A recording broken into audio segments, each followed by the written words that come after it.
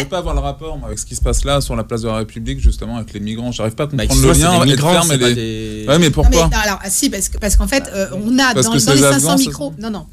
Alors, oui, effectivement. Alors, c'est pas parce que c'est spécifiquement des migrants, parce que ce sont des demandeurs d'asile. Et ces demandeurs d'asile ont, pour une majorité d'entre eux, été déboutés, en fait. Ils ont déjà. Alors, parfois, ils ont été déjà déboutés dans d'autres pays, et ils ont également été déboutés en France. Donc, alors après, on peut essayer de remettre en cause le droit d'asile, et comment il est fait en Europe. Quoi qu'il en soit, quand on est débouté parfois depuis 1 an, 2 ans, 3 ans, il n'y a pas matériellement d'expulsion ou d'exécution de l'expulsion qui est faite. Ce qu'on appelle l'OQTF. Voilà, exactement, l'obligation de quitter le territoire français. Donc quand elle n'est pas exécutée, vous avez des gens qui techniquement n'ont pas vocation à rester là, c'est-à-dire qu'en fait certains ont eu la possibilité d'être accueillis et d'autres non. Mais par contre, on ne les expulse pas, ils sont censés rentrer par leurs propres moyens. Ça c'est dans le droit de l'étranger. On leur dit vous repartez par vous-même. Avec vos propres moyens. La difficulté, c'est que les gens ne repartent pas. Déjà de base. Mais voilà.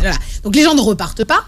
Mais quand ça fait 2 ans, 3 ans que vous continuez à vivre dans des camps où au final, il n'y a ni expulsion et ni intégration parce qu'on a déjà statué en fait sur votre cas. Vous êtes les fantômes de la nation. Exactement, vous devenez des fantômes. Et moi, c'est pour ça que je dis qu'ils errent dans Paris ou dans les grandes agglomérations.